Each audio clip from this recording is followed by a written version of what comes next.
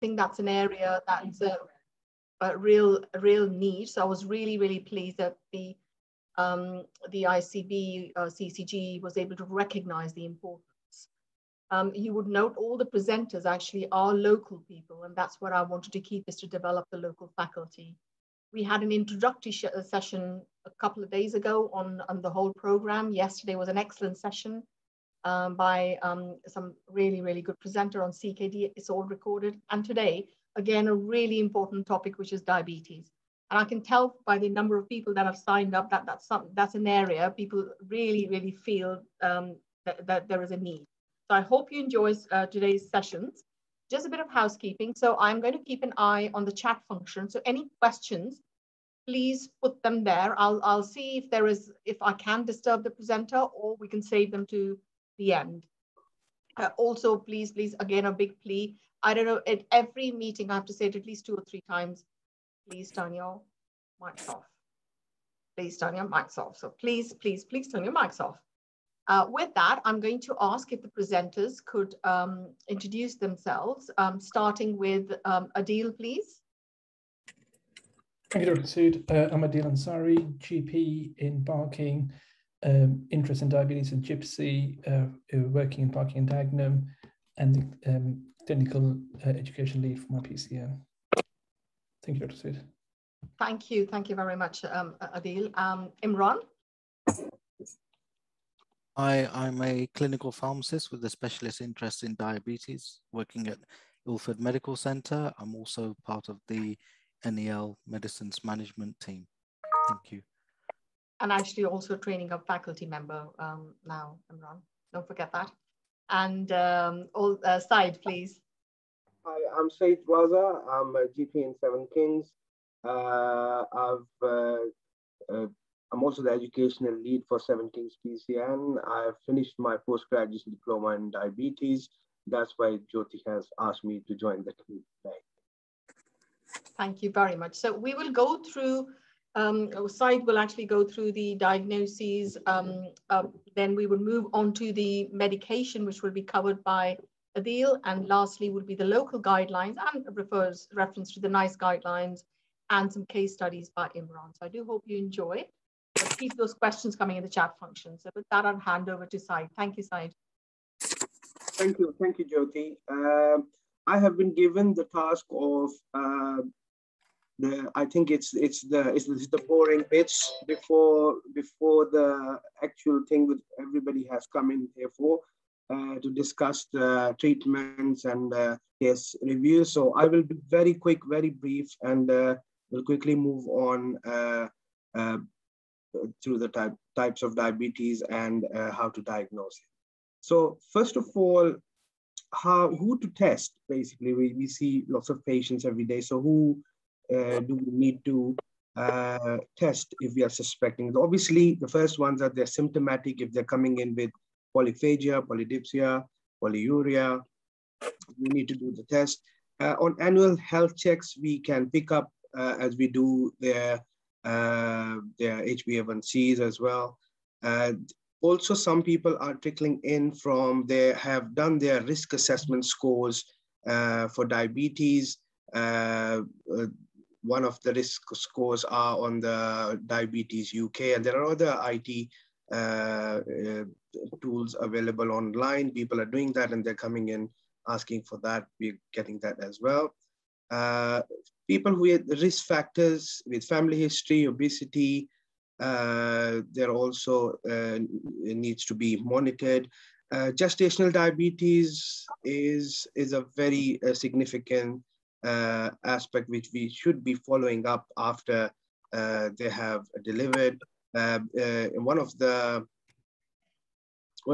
things which I was intrigued about this fact that 50% of the women with gestational diabetes go on to develop type 2 diabetes. So we need to be very aware of that. Polycystic ovarian syndrome. Again, this was an interesting fact that more than half of the women with polycystic ovarian syndrome develop type 2 diabetes by the age of 40. Also, ethnicity we need to keep an eye on, especially our population, which we see on regular basis. People from Black, African, Caribbean, Southeast Asian backgrounds, they are at higher risk of developing diabetes, especially type 2 diabetes. Low birth weight, again, there is studies about the low birth weight indicates sometimes there is a relative risk of developing type 2 diabetes. Patients who are on various medications, we also need to be, obviously when we do medication reviews, we do check blood tests, so we can keep an eye on that as well, like medications like corticosteroids, thiazide, diuretics, beta blockers, antipsychotics, etc. People with metabolic syndrome, fatty liver, inactive lifestyle, diet, all these things are the people we should be keeping an eye on. Can we get to the next slide, please?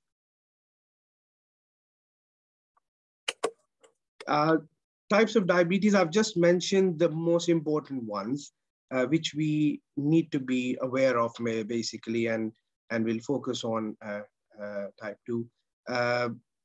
Type 1 diabetes, type 2 diabetes, latent autoimmune diabetes in adults called LADA, monogenic diabetes, gestational diabetes, and type 3. We will discuss this in the next slide, please. There was so many different types of classification. Can we go to next slide, please? So there were different types of information available, and different types people has classified type 1, type 1A, type 2, type 3, A, B, C, different types. But what I found interesting was, sorry, can you go slide, back up one slide, please? Femi, can we go back to the slide, please? The previous slide? Previous slide, please. So this is, no, tell me the next one. So yes, this one, please, thank you. This is where I thought if we keep all these in this format so that we can compare all different types, and this will help us remember all these things. So what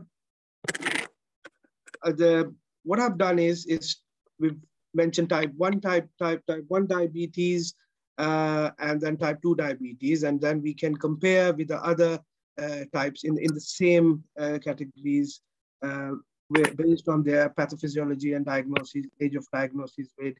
So we'll compare it one by one. So in type 1 diabetes, the main thing is, obviously we know, all of you know, that autoimmune destruction of the pancreatic beta cells by the antibodies. Autoantibodies, there are mainly 4 types of antibodies, which are GAD, 65, ICA, and I won't bore you with those, but just as a main concept, it's just autoantibodies destruct the pancreatic cells, and there is no insulin. Basically, deficiency of insulin is the main thing. Whereas in type 2 diabetes, as everybody knows, that it's insulin resistance along with the relative insulin deficiencies. So age of diagnosis in type 1 and type 2, obviously in type 1 is usually juvenile or less than 25 years of age. Type 2 diabetes, traditionally it was considered that it was in adults, but now any age can have type 2 diabetes. And I won't bore you with all these things. We'll just go to the main bits where the insulin and C-peptide and then pancreatic antibodies. We'll just discuss these. You can have a sight on the rest. So main thing is pancreatic antibodies are present in type 1 and LADA, and they are absent in type 2, monogenic diabetes, MODI, gestational diabetes, and type 3 diabetes. They are all absent. So we just need to be aware of that. Same with we will also need to insulin requirements in type 1, and then it's variable in the others, basically. So this is, I know it's a very busy slide, but basically we just need to compare these two main things. And then we need to discuss a little bit about LADA, slow onset type 1 diabetes, latent autoimmune diabetes in adults, basically. So again, the information is there. So I wouldn't bore you with all this information. Monogenic diabetes is the genetic mutation leading to diabetes. It's maturity onset diabetes of the young. It's called MODY. MODY, the onset is often between the 2nd and the 5th decades, usually less than 45 years of the age, we see this. In this one, the family history is quite important. There is a strong correlation of the family history of diabetes. There will be a history suggesting my father, father of the father, grandfather, they all had similar sort of presentation of diabetes. Gestational diabetes, we can, you know that obviously we'll come to the diagnosis in the next slide. This one is where obviously during the pregnancy, there is impaired glucose tolerance. And now we'll come to the criteria in a minute. That definitely it needs to be monitored. And then as we mentioned that after giving birth, there is a risk of developing diabetes, type 2 diabetes in the long run. Type 3C diabetes is the pancreatic disruption of the function of the pancreas is disturbed because of the diseases like pancreatitis. Cystic fibrosis, again, causing disruption of the pancreas function, causing this thing. Hemochromatosis is another thing, and pancreatic cancer is another condition where you can see these ones. So I'll leave this slide. It's quite a busy slide. And then can we move on to the next slide, please? So the next slide is the diagnostic criteria. Mainly we'll be focusing on type 2. Obviously pre-diabetes, as you all know, the NICE criteria is 40, the HbA1c level of 42 to 47 is considered as pre-diabetes. Obviously we all see this on a daily basis, and we start referring, and diet and lifestyle modification starts at this level, keeping them under control. Then diabetes, in order to diagnose diabetes, NICE has given us these criteria that fasting plasma glucose greater than 7 millimole on 2 separate occasions, and HbA1c greater than 48 on 2 separate occasions is considered as a diagnostic criteria for type 2 diabetes. Gestational diabetes is where we have the oral glucose tolerance test, in which the fasting level is greater than 5.1. Any single blood sugar level above these levels is diagnostic of the gestational diabetes. So fasting 1 hour is more than 10, and at 2 hours, it's more than 8.5. These are the diagnostic criteria of the gestational diabetes. Can we go to the next slide, please? And as we can see, it has changed from 2015 to the latest guidelines have changed. So again, this is a busy slide. What do we do at the diagnosis?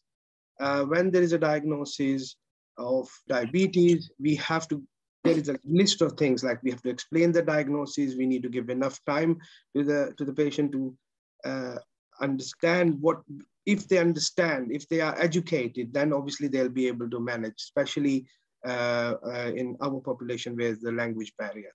So I won't bore you with all these. We do this on daily basis. All of us are clinicians, and we see this in our cough templates for diabetes. It's BMI, smoking, alcohol, refer if appropriate. Structured education is very important if you can refer. Eye screening, foot checks, regular bloods, urine ACR, contraception. Obviously, when there is contraception, folic acid is really required for the development of the baby to avoid any neural defects. Driving, they need to be aware of when to inform the DVLA and who should be informing the DVLA. There is one slide at the end we cover that. Also, free scripts medication exemption form. Also, because it's a long-term condition, depression should be assessed at that point. Vaccination, curious, all these signposting them to the diabetes.org.uk. There's huge resources and huge amount of support there. And obviously we arrange regular follow-ups until they are stabilized, and then every year we do that. Can we go to the next slide, please? Again, on annual review, this is not much different to the previously what we've just discussed at the diagnosis. So we do all these things. But obviously, if somebody's on the medications, we have to just add on the side effects, self-monitoring, all these things for the medications, and again, arrange the follow-ups. Next slide, please. Yes, while monitoring the diabetes, HbA1c is the main thing that we need to monitor. But as the most important aspect is individualized care is the key in monitoring diabetes. So not everybody will be giving the same results with the same medication. So their circumstances will be different, their lifestyle will be different, their working pattern will be different. So there will be a difference. So, but however, we have to, one criteria we have is HbA1c, that we can at least bring the HbA1c level to these. So if somebody is only on diet controlled, they should aim for at least HbA1c of 48. So again, if they're on a single drug, again, 48 is a reasonable target to set for them. And then if drug treatment associated with hypoglycemia, such as sulfonylurea, 43 is the second criteria that we can maintain. Obviously, if we try to reinforce more control, then obviously there is the risk of hypoglycemia as well. Can we move on to the next slide, please? Then again, also we need to monitor cholesterol in diabetic patients. So if they do not have cardiovascular disease, we can maintain the cholesterol by starting at torvastatin 20 milligrams. The person who's aged 84 and younger, if their estimated CVD score is 10% or more. And obviously we know that if they have established cardiovascular disease, they will come to us with the torvastatin 80 milligrams. So the aim is for reducing the 40% of non-HDL cholesterol. Next slide, please.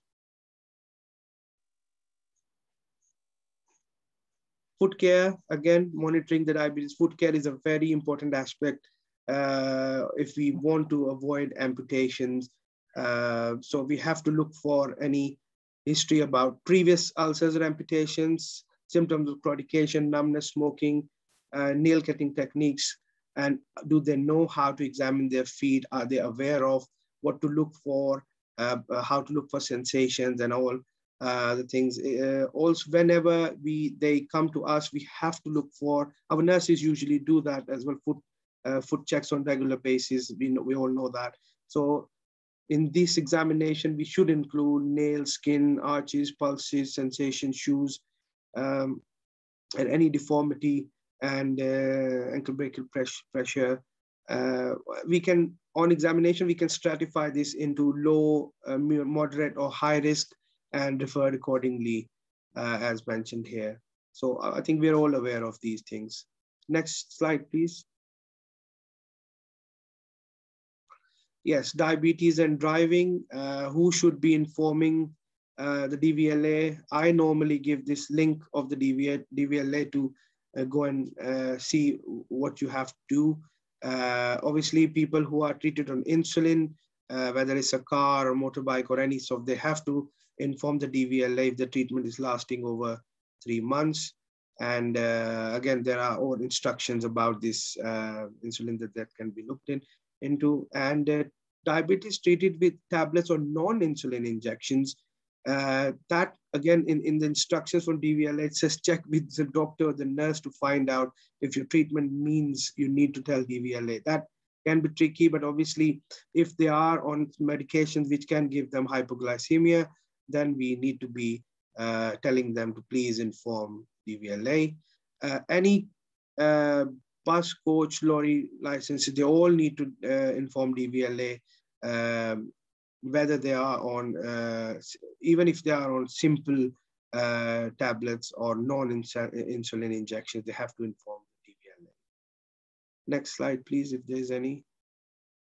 See, so I was very quick, and because I know everybody, most of this was already known to you, you're here for the main chunk, which is the treatment and Imran's case reviews. So I would let Adil to carry on from here. Thank you. Thank you very much, Saeed. That was really comprehensively covered. I am answering some of the questions as we're moving along and just putting some other sort of comments, if people could just refer to those as well, just in case we run out of time at the end. But with that, Adil, can I bring you in? But just to say, Imran, if you could at some point just cover your experience of LADA diagnosis. I think this is really important, maybe just presenting a case situation when you are doing your. So Adil, with that, please, can I pass it on to you? Thank you. Thank you, Dr. Thank you, and I'm just moving on. So I'll be talking and reviewing the treatment options we have in the management of type 2 diabetes. Next slide. Thank you. Just a reminder, there's a lot of evidence out there that improving glucose control is important. With improving glucose control, we do reduce the risk of both the microvascular and macrovascular complications and the risk of diabetes-related death. I think as a part of every consultation, it's important that we remind patients of, as Saeed mentioned, about what is diabetes, why is diabetes management important, and also important to remind patients of the risk of the complications with poor control. Just with better education, they're more likely to adhere to the treatment and follow advice and better compliance. Next slide.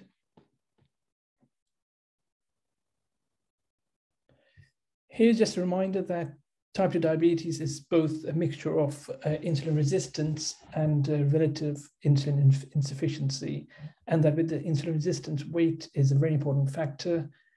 With increased weight, obesity and central obesity, the body's insulin resistance increases, and also with good enough evidence from studies that as the body's weight improves, the body's insulin resistance improves. Next slide. Again, a reminder that at every consultation, we should address patient education as a starting point, and we should also remind and go and look into the lifestyle, looking at the diet, reviewing the diet, discussing changes, looking at physical activity, and looking at smoking cessation. And that's important that this is all looked at along with medications at each review consultation.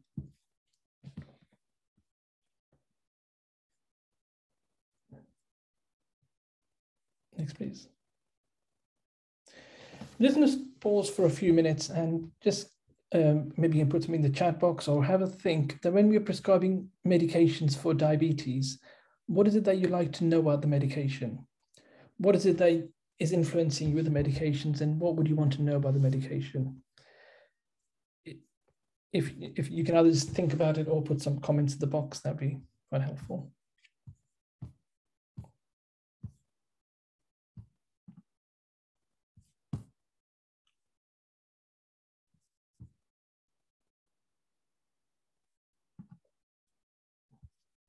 Any comments, Dr. Sood, in the chat box? Yeah, so we've got a really good one, CKD, lifestyle, compliance. So really, really good sort of feedback. EGFR, how much HbA1c levels will improve. So all really, really relevant feedback. Adil, you've got a very, very good audience. So thank you. So if we move to the next slide.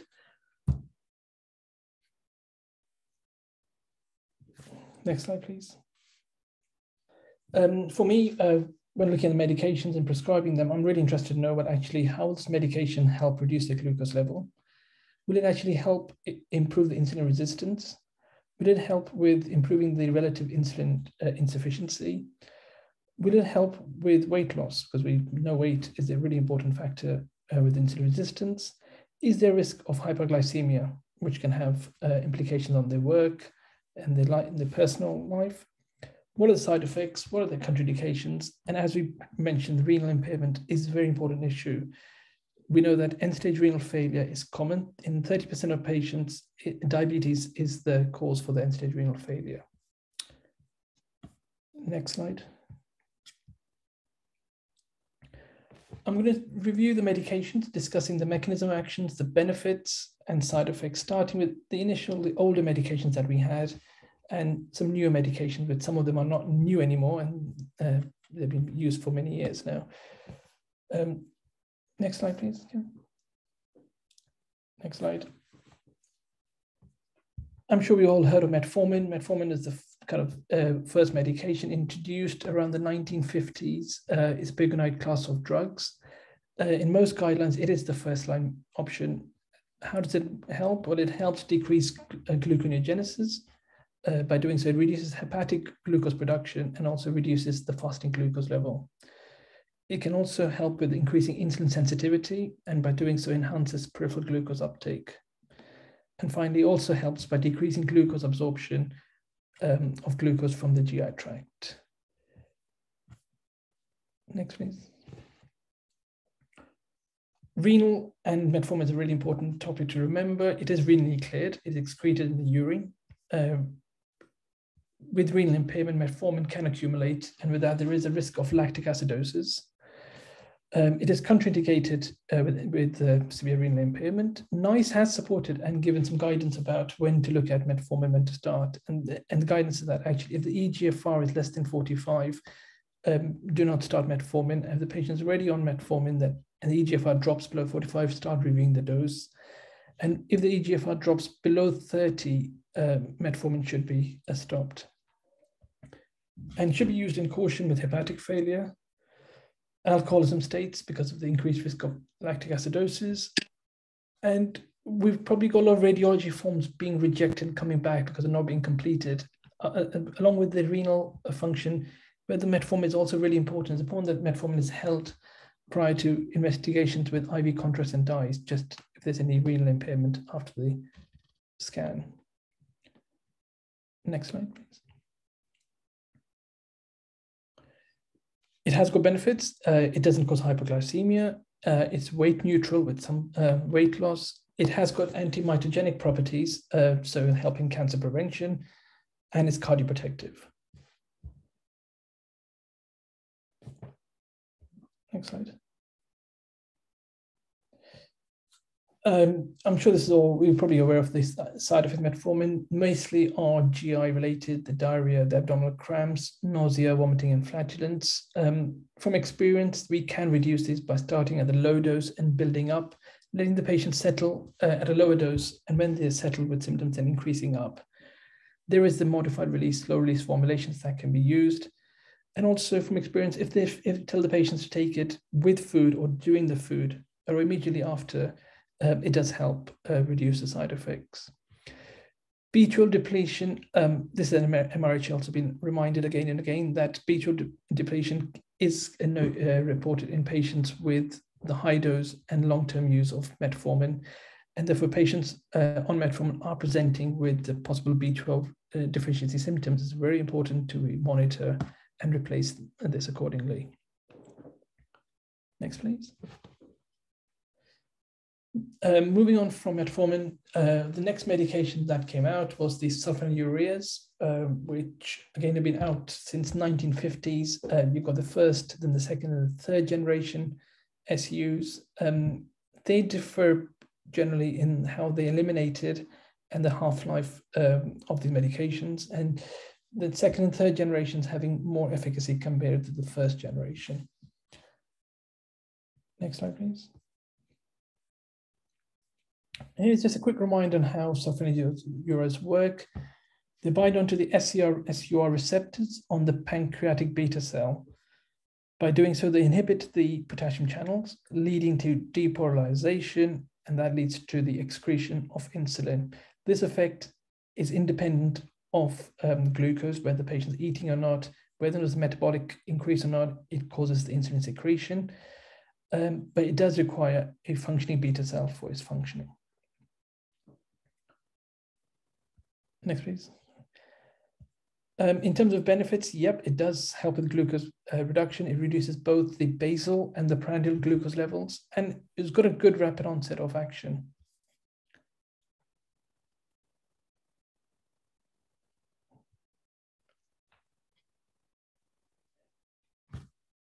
A bit more about side effects. So weight gain, which obviously one thing we want to avoid in diabetes, there is some concerns of weight gain. With the second and third generation SUs, there is about a 5 kilogram weight loss over the many years, and also some weight loss noted in the first 6 months. There is a risk of hyperglycemia because the effect and the insulin secretion is all glucose independent. And some studies have shown that the hypoglycemia in patients with SUs was similar to patients with type 2 diabetes in the first 2 to 3 years of insulin treatment. In terms of reducing hypos, there is the glycoside modified release formulation, which has got the benefit of having the least or the lesser hypoglycemia effect. Because there's a glucose-independent insulin secretion, it's important to remember that there is this potential risk of with prolonged use and with long durations of diabetes of leading to beta cell exhaustion, which will lead to disease progression and the need for insulin therapy. And a reminder, they should also be used in caution of patients with hepatic renal disease just to avoid and reduce the risk of hypoglycemia with it. Next slide, please. Next were the TZDs, or the thiazolidiones or glitazones, which came in the 1990s. These activate the PPAR, or the peroxisome proliferator activated gamma receptors. These are insulin sensitizers. They help improve the insulin sensitivity by upregulating the insulin receptors. By doing so, they increase the action of the insulin sensitive tissues, increasing glucose uptake and decreasing the hepatic glucose production. Next, please. Glitazones, they do take about 4 weeks to work. We do need to monitor liver functions, and NICE has given us guidance on reviewing the efficacy at 6 months. In terms of benefits, it does got some beneficial effect on improving lipid profile, and that it doesn't cause hyperglycemia. Next, please.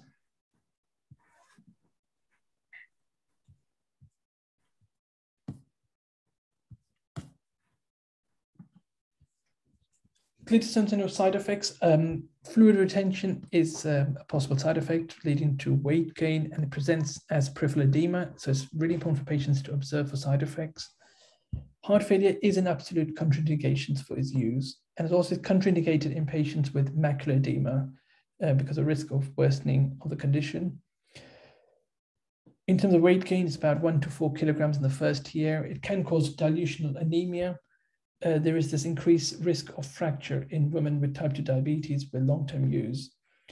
There were 2 types, rosiglitazone and pioglitazone. Rosiglitazone may be withdrawn since about 2010 because of the increased risk of cardiovascular disease with them, and currently pioglitazone is the only glitazone in use. Next, please. Going about 8 years ago, there were concerns raised about pioglitazone and bladder cancer. What they noted was that with a dose-related effect, with a higher dose of 45 milligrams, with a longer duration of use, and possibly more in elderly men, there was an increased risk of bladder cancer. But then there were some studies hadn't confirmed this. Parts of Europe had stopped using it and discontinued and withdrawn the use of pioglitazone. UK has continued, but it's important that we counsel patients of the risk. It is contraindicated in patients with bladder cancer or past history of bladder cancer, and in patients with uninvestigated microscopic and macroscopic hematuria. Yes, please. Sorry to see there's a lot of comments coming in. Do you want me to pause for a second? Or no, Adil, I'll make a note of that. It's a lot of them run in my comments. Sorry. Oh, is it okay? I'll stay back. I'm just putting a little bit of tips as we're going along, so apologies. Glenoids, I didn't see something flashing, but I can't open it, unfortunately. So in terms of glenoids, these came in the 90s, including repeglonide and nitaglonide, the ones we're aware of. They're similar to SUs in the sense that they are insulin secretagogues, similarly binding the potassium channels. They stimulate the first phase insulin secretion, so it helps with prandial insulin regulation. They're faster acting and they've got shorter duration of action. It's important to start low and titrate up so slowly. And again, there is some hypoglycemia and weight gain with them that we need to be aware of. Next, please. Acarbose, I've probably seen just 2 patients on it in my 15 years as a gypsy in diabetes. Haven't initiated any myself. They are very rarely used in the UK just because of its bothersome side effects of flatulence and diarrhea. But just a really quick reminder on them, they are the alpha glucosidase inhibitors. They inhibit the enzyme needed to digest carbohydrates, and so therefore they reduce postprandial glucose levels. Next, please. And next slide, please. Moving on to the other medications, the GLPs and DPP-4s, I just want to have a quick reminder of this incretin effect, the graphs on the left and right. Just a reminder that on the left is a patient who does not have diabetes, is a healthy patient. And what it shows is that when a patient, when the patient was given a oral glucose load orally, which is the black line, there's a greater insulin secretion compared to when they're given the same glucose load as an IV glucose infusion. On the right, which is the patient with type 2 diabetes, again, there's a greater insulin secretion after an oral glucose load compared to intravenous, but this effect, i.e. this incretin effect, the difference in the both, is both reduced and delayed. Next slide. This incretin effect is mediated by GIPs and GLP-1 hormones, which include glucagon-like peptide, GLP-1, and glucose-dependent insulotropic polypeptide. These account for about 2/3 of the insulin response to a meal. In response to a meal, when it gets to the intestine from the K cells and L cells, we get incretin hormones production and release. Next slide. Once they're secreted, the natural body's incretin hormones are rapidly broken down by the DPP-4 enzyme, and then the remaining active molecules then stimulate and promote glucose-dependent insulin secretion, and they suppress glucagon secretion. And by doing so, they help with the blood glucose control. Next slide. In type 2 diabetes, looking at GLP-1, GLP-1 levels are reduced, but the effect is maintained. I haven't brought GIPs. GIPs have got, the levels are normal, but the effect is reduced. Next slide, please. So increasing the GLP levels in these patients, what can we do? We've got one option of actually giving a GLP-1 agonist, or the other option is giving a DPP-4 inhibitor. Next slide. GLP-1 agonists, how do they work? They've got a lot of functions. On the pancreas, they can help increase glucose-dependent insulin secretion, and they reduce glucagon secretion. By doing so, they help with the glucose homeostasis. And there's some thoughts of preserving beta cell function by increasing beta cell mass, reducing beta cell apoptosis, and increasing beta cell neogenesis. They also act centrally and in the stomach to help with weight loss. Centrally, they induce a feeling of satiety, and they reduce reduce appetite by reducing oral intake and promoting weight loss. And similarly in the stomach, by reducing gastric emptying, again giving a feeling of fullness and supporting weight loss. In cardiac, there's some thoughts of slight increase in improved left ventricular function after a myocardial event. Next slide, please. GLP-1 agonists are generally given subcutaneous. There are several options. The first ones were the twice-a-day exenatide that came in around 2007, which were found from the saliva of Glea monster with about a 50% homology with a human GLP-1. Then were the once-a-day liraglutide, which is a modified form of human GLP. And now there's several options with once a week options that include exenatide, dulaglutide, and semaglutide. Next slide. They do need a functioning beta cell. There is no hyperglycemia as they're glucose dependent, but they support weight loss. I tell patients side effects, there are initial some side effects, and I do tell patients that, look, this is a normal gut hormone that we have. So it is GI related side effects that they will experience: nausea, vomiting, diarrhea, dyspepsia, headache, and starting low dose, letting the patient settling with the symptoms, and then increasing dose means there's better compliance and manage symptoms better. There is the rare risk of pancreatitis. It's important that we counsel patients about the signs and symptoms for them to seek urgent medical attention. With the liraglutide, there were some reports of thyroid cancer in rat models. So it's a generally good practice that we do examine the thyroid gland at the time of initiation, and it's documented in the notes. Next slide, please. Because of cost, these were initially quite expensive. NICE were quite strong about the guidance with a BMI of 35 or a lower BMI in patients with BME origin or patients where weight loss will help other conditions like sleep apnea or other conditions. And also there's guidance on reviewing the efficacy at 6 months and at 1 year.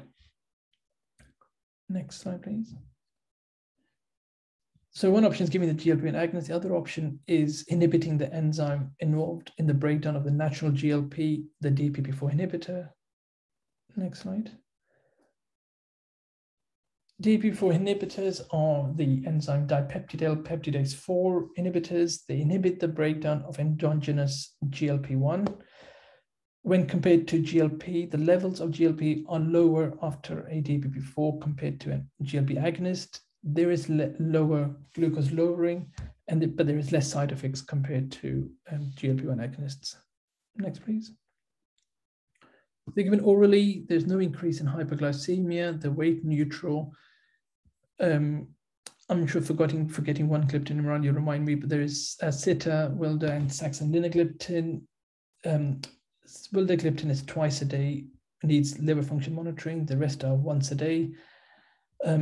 With sitagliptin and saxagliptin, there are renal doses available. So with reducing EGFR, the dose needs to be adjusted.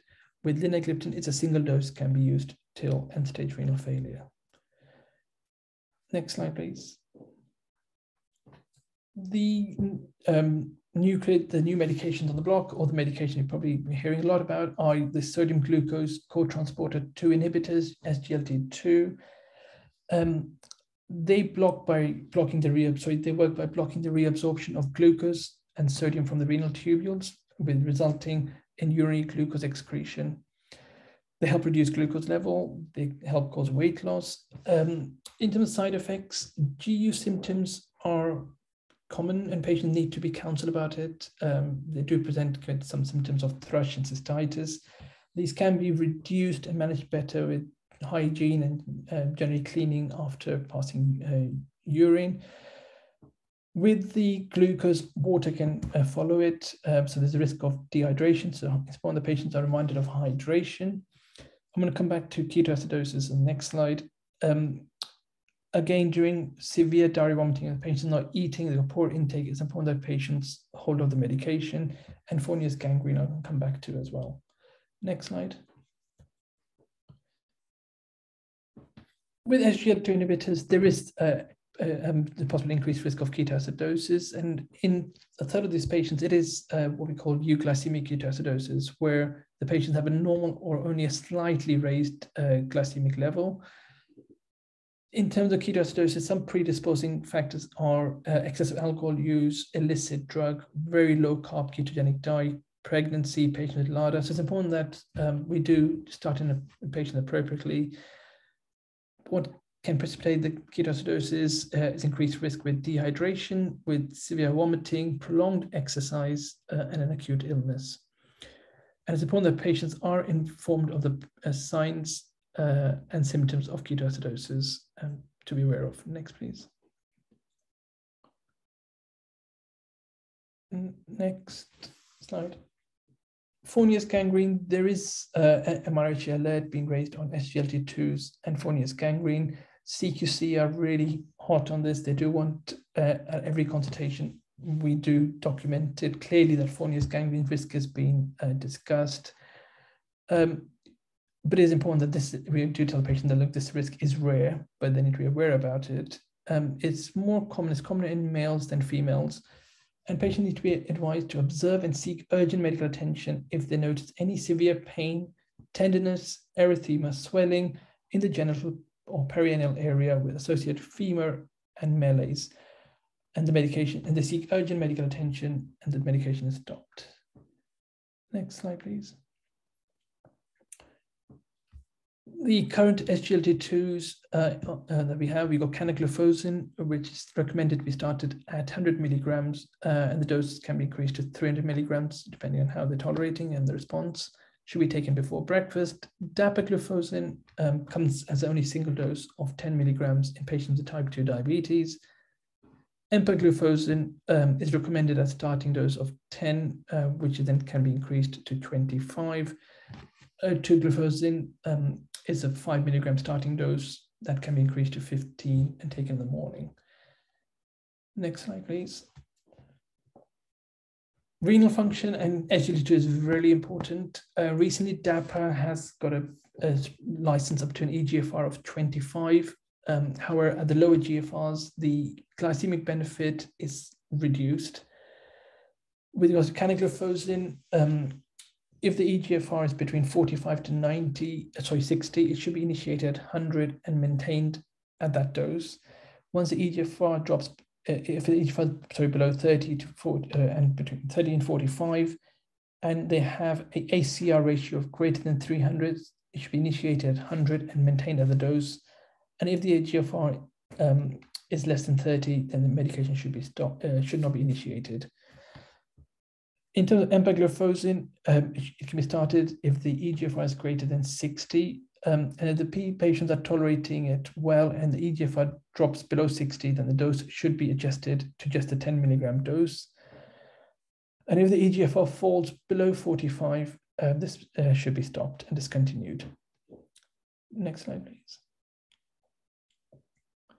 And finally, comparing SGLT2 to the other medications, looking at SGLT2s were more effective than placebo for HbA1c and weight reduction.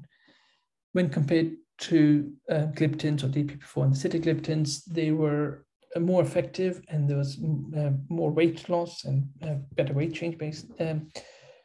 Compared to sulfonylureas, probably similarly effective in HbA1c, but they were more effective in weight loss. And finally, compared to pioglitazones, again, they was more effective with weight change. Next slide, please. And just one or two slides touching on insulin. Next slide. Reminder that type 2 diabetes is a progressive condition. There will be progressive decline in beta cell function with a gradual reduction in serum insulin. Next slide.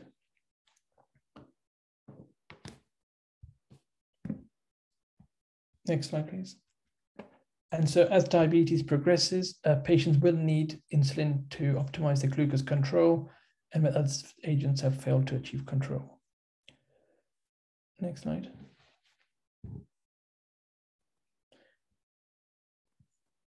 Just a quick reminder that insulin was discovered in 1920s by Banting and Best. The initial insulins were the animal insulins, then the human insulin, and then analogs. And this can be given as short-acting, long, intermediate, and mixed insulin. Next, please. Insulin can be effective, is effective in reducing glucose control, but insulin can cause weight gain. And as the weight increases, the body's body mass increases. There's an increased abdominal obesity. With that, reminder that as the weight goes up, there's increased insulin resistance, and so patients will gradually need more insulin and requirements with time. And also a reminder that there is a risk of hyperglycemia with insulin. Next, please. Insulin type 2 is often started when there is severe hyperglycemia at times of presentation diagnosis, when there's a poor glycemic control with osmotic symptoms, when the patients are unwell with sepsis during pregnancy and other agents have not been safe, for example, severe renal impairment or after an MI. Next, please. Just finishing off with just a reminder of 6 day, the sick day rules. If the patient have got coronavirus or any other illnesses, these can impact on blood glucose levels. If the patients have a glucose meter, they should be reminded that monitor the sugars more frequently, or if they haven't, they should be educated of the signs and symptoms of hyperglycemia. Patients should be advised to keep hydrated, not to fast. I'll come back to the medications on the next slide. And also to seek when to seek medical attention if they're not cannot maintain hydration. Important that patients don't stop the insulin because actually the dose will need adjusting. Oral medications with dehydration, there is a risk of lactic acidosis with metformin, so this will need to be held off. With SUs and clinoids, just a reminder of when they're unable to eat or drink, there will be an increased risk of hypos. With GLP-1s, again, with dehydration can increase serious side effects risk. And SGLT2s, important that with dehydration, reminding patients they're more likely to develop the ketoacidosis and so to hold off the medication. Next, please.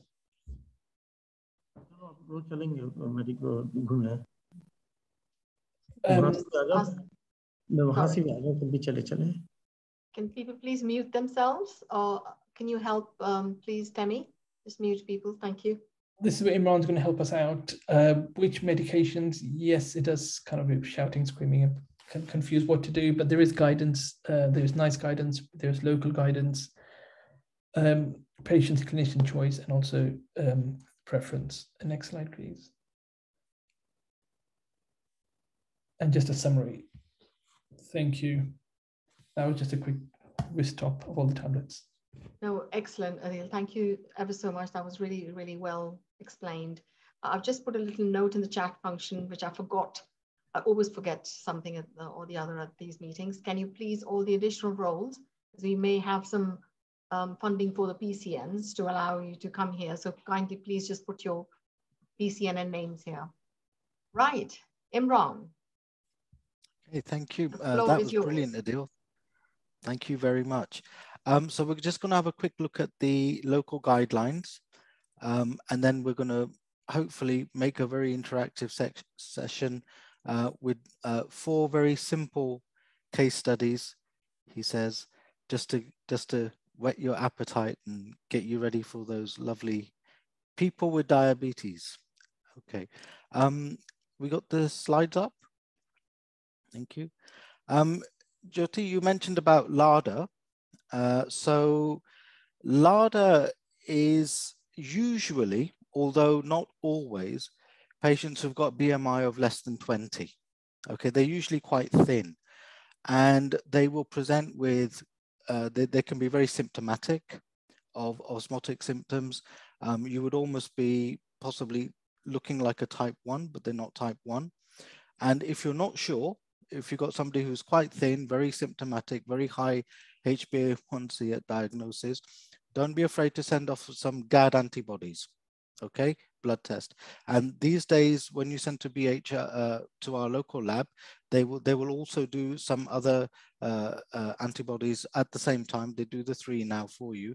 And if they come back as GAD positive, then you can be quite sure that they are LADA.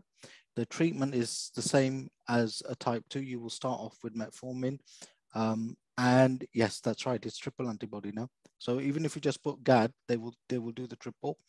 And the thing is, though, they will progress to insulin usually within 6 to 12 months.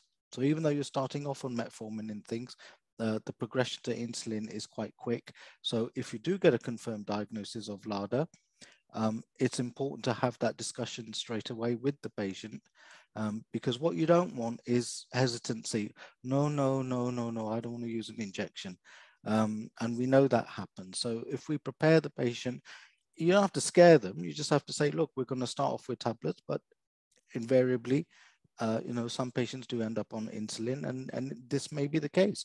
And you don't need to be scared when that happens. We are here to support you. We will help you. And the needles are not this big anymore. They're only tiny, so you'll be fine. Okay, right. Next slide. So local guidance is, national, nice guidance. There's been some changes. regarding the cardiovascular risk factors and the chronic kidney disease risk factors and the heart failure risk factors. Next slide. So most of you will be aware there's been a lot of clinical trials, okay? when a new drug is released, you have to prove it's not going to adversely affect your heart. Now this all stems back to rosiglitazone. So when they did the trials for SGLT2s and some of the newer GLPs, what they actually found was the opposite was happening. They actually had a fantastic cardiovascular outcome, you know, less admissions for HF, you know, less MI, less stroke. So with all that overwhelming evidence, NICE has had to go back and have a look at the existing guidelines and update it in light of the new evidence. So this is the new NICE guidelines. And as you can see, what it says is still metformin first line, but then it gets a little bit more nuanced after that. And what I've done is I've broken down this quite complicated looking guideline and break it down into step by step. So next slide. Now, what it says is if a patient has established cardiovascular disease or heart failure, right? So established cardiovascular, they've had a heart attack already, they've got angina, they've got ischemic heart disease, they've got peripheral arterial disease. So we have that diagnosis. You start off with metformin, or if they can't tolerate metformin MR, and you add, here we go, you add an SGLT2 at the same time, or a couple of weeks after you start the metformin to see it's tolerated. This is dual therapy at diagnosis. You've not done that before, have you? You normally do metformin, then you add one, then you add one. Here you start off with two, with a 2-week gap, just to make sure the metformin is okay. Next slide. Right, now, if they're high risk of CVD, so let's say they've got a Q risk of 10% or more, then it says consider adding an SGLT2 inhibitor. I'm just going to call, sorry about that. What does this mean, consider? It doesn't mean you must add. Look at the patient's circumstance. Look at what risk they've got. And if you feel they will benefit from an SGLT2 inhibitor, you can add it on as well. But it's not a must. And that's the difference. So established, add SGLT2. If it's high risk, Q risk more than 10%, consider it, think about it, see if it's the best interest of that patient. Next slide. Okay, if those of you that attended the CKD event yesterday, by now this is imprinted on your brain and you will be dreaming of this slide forever and ever. But basically this is about chronic kidney disease and establishing which patients have chronic kidney disease and which don't. Traditionally, I'm going to show my age, back in the day, you'd send off for an EGFR, it would say greater than 60, and you said, you wiped your hands, you said, this is lovely, no problem, go away. But of course, we now know that's not as simple as that. If they have urine ACR of more than 3 in diabetes, that is a problem, okay? So this is why this table is important, to bring it to your attention that this patient has CKD. So you diagnose the CKD. Next slide. So what are the implications then of SGLT2s and management of diabetes with CKD? So if the ACR is more than 3, what does that mean? Well, Adil has already mentioned about SGLT2s and their licensing in chronic kidney disease. Now, dapagliflozin has been licensed and NICE TA'd for chronic kidney disease. And basically what it says is, if a patient has chronic kidney disease, maximize your ACE-ARB to the maximum tolerated dose that the patient can handle. And then if the urine ACR is more than 30, you will give an SGLT2. And if it's more than 3, you will consider giving an SGLT2. So dapagliflozin is licensed in type 2 diabetes if the eGFR is between 25 and 75 with the urine ACRs that I've just told you, or even if they've just got CKD, it has been like nice TA'd for if you have a urine ACR of more than 22.6, which was an average number they derived from the trials. Next slide.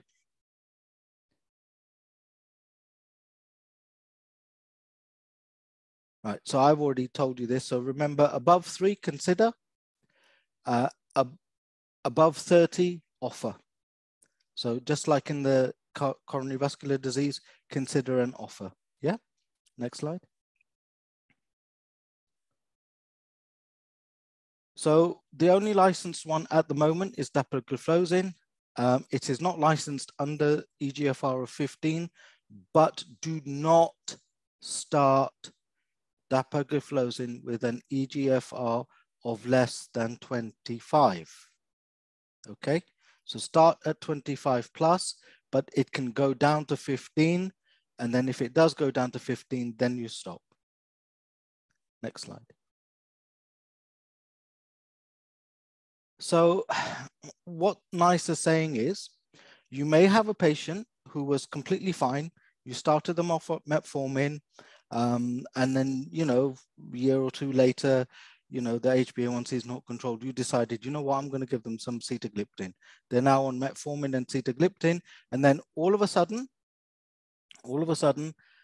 their Q risk has gone above 10%. So what NICE is saying, at that stage, you need to add in or consider adding in an SGLT2 or switching maybe the DPP4 for an SGLT2. It depends, yeah, depending on that individual circumstance. If during that time they've developed, let's say, chronic heart failure, or they've had a CVD event, or they've developed PAD, then again, you would add in an SGLT2 inhibitor or swap one of the existing drugs for an SGLT2 inhibitor, depending on that patient's individual circumstance at the time. So in other words, here's the take-home message. If you have coronary vascular disease, if you have chronic kidney disease, if you have heart failure, we need to have an SGLT2 in there somewhere in their treatment, as long as it's tolerated. Okay, obviously, if they can't take it, they can't take it. But the idea is to put them on it. Next slide. Right, rescue therapy. So, you know, you've got these patients coming in with very high HbA1c. They're very asymptomatic, you know, they're you know, struggling with it. So you've got two options. You can either do insulin, which I know we're not going to do in primary care, let's be honest, or you can give an SU. Now, when it comes to the SU, next slide, there's 3 SUs, which I would say are, I would recommend that we prescribe. One is gliclazide, one is gliclazide modified release. The other one I've not written on there, but the other one is glimepiride. These are 2nd, 3rd generation SUs. They have less hypo risk than the older ones, okay? My personal go-to, but this is personal, you can do whatever you want. My personal is to go with either gliclazide 40 milligram or gliclazide MR 30 milligram. Again, this is a personal thing. I tell them you must take it just before your breakfast, okay? And you must have your breakfast after that to reduce the risk of hypos. If you're skipping your breakfast, you're skipping meals, skip the tablet. And, you know, touch wood, the number of hypos that I've had to record, 1 in the last 5 years, okay? 1 in the last 5 years. And at those low doses, trust me, you're not getting much weight gain either. I don't think I've seen any of my patients who are on 40 milligrams and 30 milligrams of gliclazide get any weight gain. So I don't use high doses of gliclazide at all. Anybody who's using 320 milligrams of gliclazide, you know, you're wasting your time. If 40 hasn't done it or 30 hasn't done it, trust me, higher doses are not going to do it. This works just fine. And you reduce all your risks. Next slide. So for heart failure, we know that DAPA has now got a license, and EMPA, the results from the EMPA trials have been fantastic as well. So these are now licensed also for the treatment of heart failure. And again, as add-on to ACE-ARB or beta blockers and, spironolactone or the new one, the sacubitril and valsartan. So this is just for information. I expect these will be started more by the specialists, but when you see the discharge letter and you see, empagliflozin or dapagliflozin on there, and you're thinking, hang on a second, why have they done that? This is the reason. They're using it for the heart failure, not for the diabetes. They might not even be diabetic. Okay, so don't be alarmed. Next slide. Okay, so the local guideline, which we involved everybody because, everybody likes to be involved. It's a nice party to come to. So we produced our local guideline, which, to be honest with you, is just the nice guideline, but ours is much prettier. It's got much nicer colors. So if we can go on to the next slide, and it combines the CKD as well as the CVD, which NICE didn't do. So in the blue, this is your typical no CVD, no HF, no CKD, and that's exactly what you've been doing already. Start metformin, add a drug, all of that. For established CVD, again, it's adding in that SGLT2. So start metformin, wait a couple of weeks, make sure metformin's tolerated, then add in your SGLT2 inhibitor, okay? Same for the HF, same for the CKD. And then after, you can add in your DPP4 or whatever it is you're going to add, okay? And then if they haven't worked, you can then go to a GLP. Just remember one thing.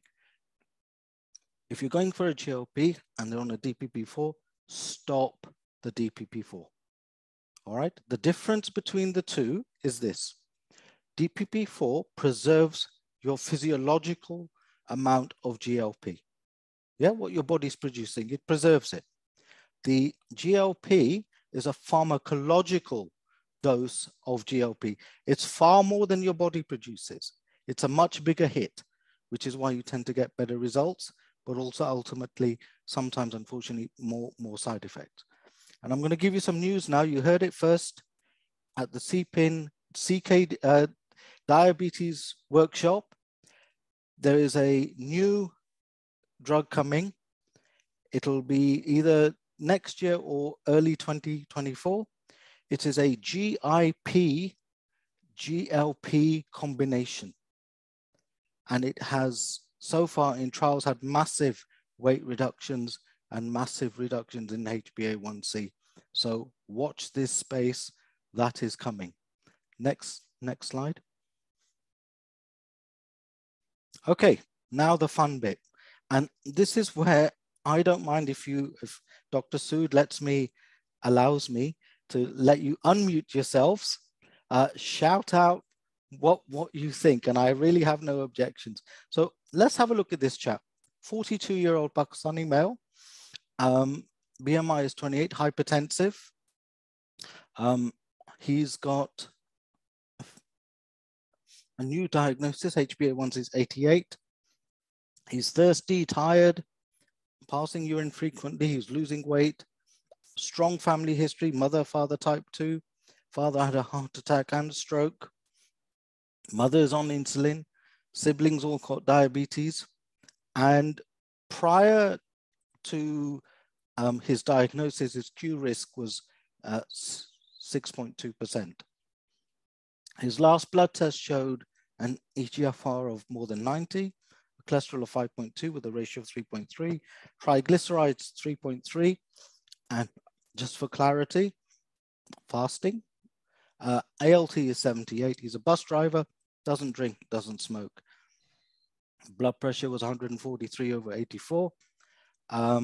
and lisinopril, 20 milligrams is what he's on. So what are you going to do? Has he got ketoacidosis at all? Sorry, Have you you measured ask the them to all ketones? speak up. Sorry. Sorry, say that again? Have you, I mean, considered ketoacidosis in this patient? He's not ketotic. I can tell you that now. I dipped him. No ketosis. No HSS, no ketosis. He's got no abdo pain. He's not nauseous, not vomiting, no sweet smell, nothing like that. So Imran, we've got a couple of responses. Metformin. ACR, yes. ACR. We can do. Yeah. Yes, absolutely. We will definitely be doing a urine ACR. Let's, for the sake of this, ACR is negligible. It's less than 3. And obviously metformin, of course, we would start metformin. Any thoughts on those blood test results? We Q-risked him again, Dr. Ola, and it's about 14% now. Yeah, so yes, we'll lifestyle advice, absolutely. Lifestyle, statins, Q-risk is more than 10. So statins, they're diabetic now. So he's going to need a statin. And then the blood pressure. Medicine. Yes. Oh my goodness. Is that Andrew? Yes. Yeah. You're really going for him, aren't you? You're gonna give him a whole carrier bag full of medicines. Yes, but you're right. Statin, metformin, lisinopril to be increased. All right. Why has he got a raised ALT?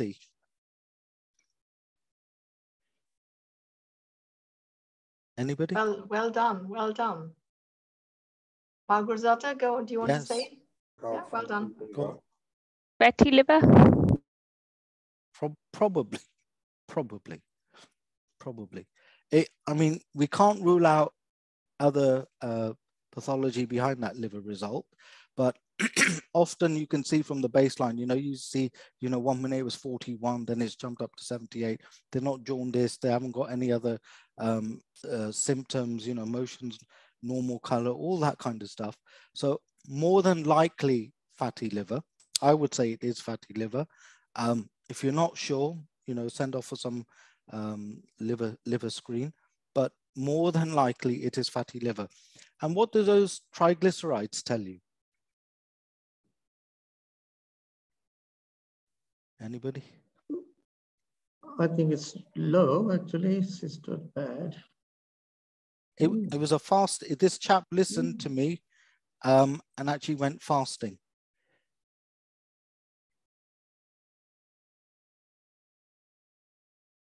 So what do you think?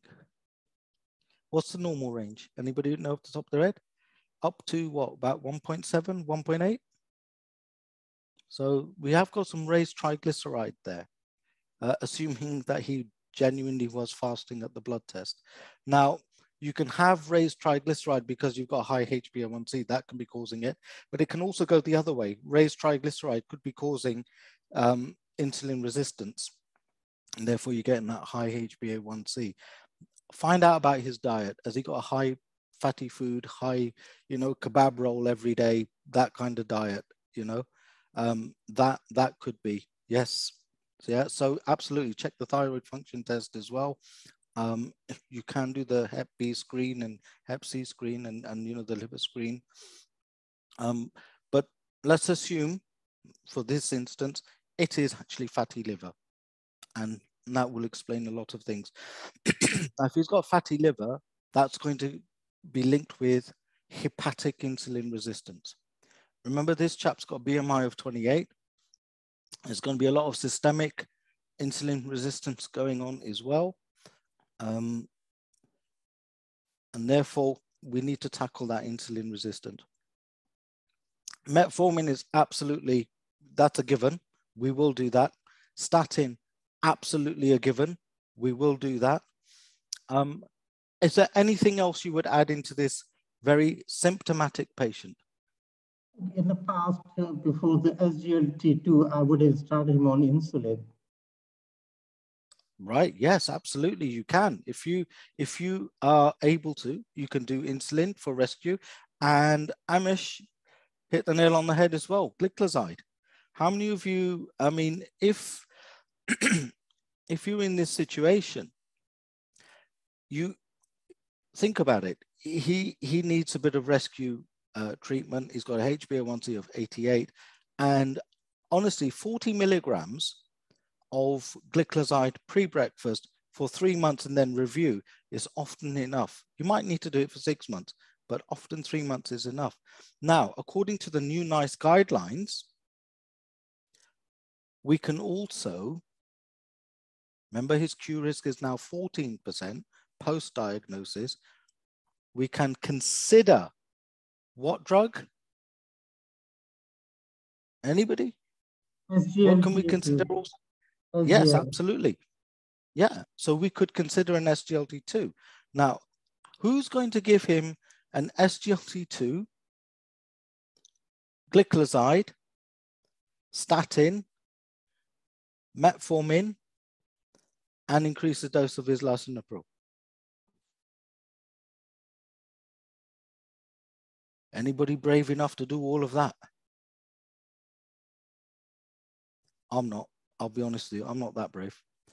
He's symptomatic, and this is where NICE guidelines is a guideline, all right? And this is where we need to think beyond guideline. And this is why I wanted to do these case studies. So this chap is asymptomatic, he needs some rescue treatment. I don't want to overload him with all of these drugs.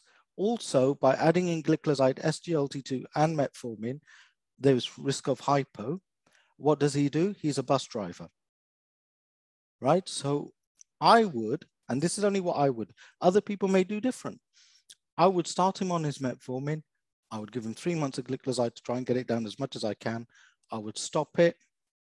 I would then add the SGLT2 inhibitor. I will also start the statin. By the way, can I start a statin with an ALT of 78? Yes or no? Is there anything you should be not worried very high.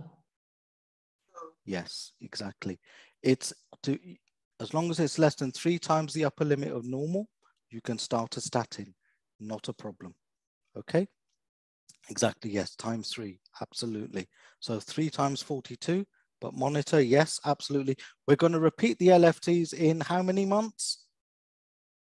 1, 2, 3, 4. How many months are we going to repeat? That's it. 3 months. 3 months. We're going to, we're going to repeat the LFTs in 3 months, and we're going to repeat the cholesterol in 3 months to make sure we're getting that 40% reduction in the LDL. Brilliant. You don't need me. I won't bother with the other 3 case studies. I'm going. I'm only joking. Right, case study 2. Next slide, please. Right, here we have a female, Caucasian, 77, BMI 22, hypertensive, COPD, AF, CKD, type 2, smoker less than 5 a day, peripheral artery disease, not much going on. So a simple patient. Latest blood test showed a blood pressure quite decent actually, 127/63. EGFR's dropped in the last 8-9 months from 33 to 29. Not a big drop. Urine ACR is 77, but that has increased. It was 8 last time. Cholesterol's reasonable, 4.1. HbA1c 88, has gone up from 64. Some retinopathy in the left eye, no maculopathy. The patient does have a active foot ulcer being treated by the foot clinic. They're on apixaban, ramipril, amlodipine, metformin, linagliptin, glimepiride, salbutamol, Braltas, Symbicort, atorvastatin. Now, we have these patients, don't we, in our surgeries? I mean, this is not something which is atypical, right? Dr. Ola, stop the metformin. Let's get a creatinine clearance check done. Yes, we can do that because they're on apixaban. What else? After he stopped DAPA. smoking. Okay. Somebody, Binesh, you've put Hema, you've put insulin, and somebody's put Binesh put dapagliflozin. Does it meet the criteria? The EGFR is between 25 and 75, tick. Yeah. UACR is above 3, tick. What? Who wouldn't give dapagliflozin? Okay, so which particular comorbidities might you be worried about? Foot issues. Yes, possibly. Yes, and peripheral artery disease as well. Yes.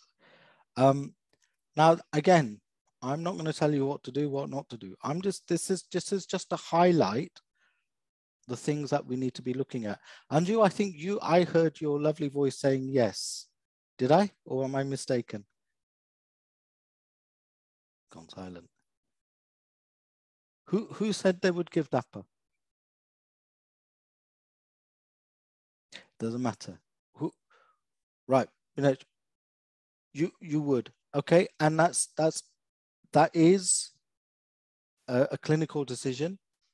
I would say, me personally, I would be, EGFR is 29 side. I would be a bit cautious because of the active foot disease. And because they've got peripheral artery disease as well, and they're 77 years old. So if I did stop the metformin, and I think it was Dr. Giridhar who said insulin, for me personally, but this is just a personal choice, I think insulin could very well be a good option in this patient. However, that's not to say don't give the dapagliflozin if that's the way you want to go. Jyoti, I'm A&Ging you now. What's your opinion? I'd agree, Imran. I mean, I think the BMI is 22. They've got plenty of risk factors. So if we can control it, and in my experience as well with the HbA1c, and if you see most of the trials, they do cause a drop up to about 5% of HbA1c, but that still won't take it us to target. So I don't think DAPA on its own is going to bring it down. They will need something else. Okay, excellent. Brilliant. So you see, the thing with these case studies is it's not what's right, what's wrong. It's food for thought. It's to make us think what we can add DAPA along with insulin. You can, but you need to be careful because with the DAPA and the insulin, then you have to, the risk of acidosis just slightly, ketoacidosis just slightly increases a little bit. So, but again, it's not that you can't do it. You can do it. But this is why these case studies, it's not right, wrong. It's about making you think about what to do for a particular patient. And it just demonstrates guidelines are lovely, beautiful, but they don't always fit every single patient.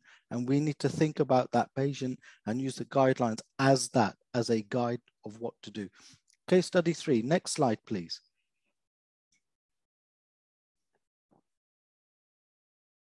Thank you. Here we have a male Sri Lankan, 56-year-old, type 2, hypertensive, BMI is 39. They have CKD. At their annual review, they had retinopathy, mild retinopathy in both eyes. Blood pressure is 138/86. HbA1c has gone up from 68 to 76. EGFR, slight drop, 66 to 62. Urine ACR, slight increase, 14 to 22. Cholesterol is quite high, 6.2 with a ratio of 4.4. Last year it was 5.2. So taxi driver, never smoked, drinks a little bit. Foot check, nothing, no problems. Usually has quite a high carbohydrate diet, but all his friends have told him to go keto because they've lost weight and apparently it's helped their blood glucose control. He's currently on Atorva 20, but the EMIS, the computer says he is not really ordering it that often. Ramipril, amlodipine, sitagliptin, metformin, dapagliflozin. Again, the records indicate not really ordering it that often. He was on pioglitazone in the past, and he was on gliclazide in the past. When we sit down with him and we say, listen, you're taking your medicines? Yes, I am 100%, I take them exactly as you prescribed them. Okay, no problem. Do you ever miss any? I mean, like even I take medicine, I forget. What about you? Yes, obviously, sometimes you forget. So any problems with the medicine? What about the new one, the dapagliflozin? How are you getting on with that? Oh, I go, wee all the time. I'm stuck in the taxi. Is that causing you a problem? Just be honest, is it causing you a problem? Yes, I can't take it because make me go wee all the time. When you're driving, it's not good. So that's the conversation that's happened. Hema has come up already with a suggestion, GLP agonist. Anybody else, what would you like to do? Any advice you can give this chap? Should we persist with the DAPA? What do we do? Yes, compliance is the issue. Yeah, so GLP-1 or exenatide, yes. So exenatide is also a GLP-1, yes. Anybody else? Stop drinking alcohol. Well, I think we can give alcohol advice and say you can cut down on the alcohol, probably not helping. And don't forget, with lots of alcohol and the DAPA, you have got increased risk of ketoacidosis. So we want to give that advice anyway. Anybody else? Got some good suggestions, some really good suggestions in. Jyoti, can you read them out? Yeah, good choice. GLP is a good choice. I think BMI GLP, is high. Yeah. Everybody's going for a GLP. You know what? Yeah, exactly. Taxi driver, just like us, sat at desks, no exercise. I think Stop Kanika's made a DAPA, trying point. keto diet. Yes, yes, Kanika's made a absolutely. He point wants to about go on the keto diet. Yeah. Yeah, Well done, yeah, Kanika. absolutely. Yes, exactly. And do we want to dissuade him from having a keto diet or a low carb diet? Personally, I don't have an objection to it. Does anybody have an objection? If we were to stop the dapagliflozin, because he's not taking it, and we add in a GLP, who wants to add in which GLP? Any personal preferences, Ed? Would any particular GLP be better or worse than any other? Ozempic, well, lovely. Yeah, liraglutide, Ozempic. With the reps have been around, eh? Yeah, no, they're doing a good job. But I think Bimesha said, weekly, which makes sense. So I think it's probably absolutely. We'll stick to a weekly. I would agree. I think if you, from a compliance issue, if you sit down with a patient and say you've got to take an injection every day versus you've got to take an injection once a week wins every single time. Ozempic, I will hurry this on because we're going over time and I talk too much. But Ozempic, the only thing I would say to you is they've got mild retinopathy. And with mild retinopathy, if you're not sure, do an ANG to endocrine. And I already know what the answer is, by the way. The answer is going to be, we don't mind, carry on. So keto diet if he's got a high protein, we need to counsel them on that. Yes, Ozempic is slow titration, 0.25, 0.5. But yeah, Ozempic you can give. If they had moderate, severe retinopathy, I would be more cautious and I might go for something like Trulicity. But with R1, I don't see too much of a problem. But if you're apprehensive, just tell the patient to phone the retinal screening people, tell them that he's gone on to that drug. And if they can just do a screen a little bit earlier than they would have done, that's absolutely fine and that's absolutely acceptable. Next slide. And this is the last one, I promise. Right, female, 31, BMI 38, Afro-Caribbean, actually from, let's say, from Ghana, okay? Presented at A&E, unwell, symptoms of DKA. They followed the DKA protocol. Hospital initiated insulin, discharged, no other meds. on your discharge letter from 3 years ago, it says the diagnosis was diabetes. They're on Levemir, 32 units of bedtime, Nova Rapid. They've had, in the last three months, 3 hypos during the night. Their blood glucose go up, down, all over the place. The latest HbA1c is 102. The patient has a BMI of 38. The patient is extremely depressed about this blood glucose control. They're tearful because they don't understand why things are so bad, and she's trying, you know, she's trying to do all the things that you tell them to do. They're still tired all the time. EGF 88, urine ACR slightly raised 3.2, blood pressure is 138/94. How do you deal with this one?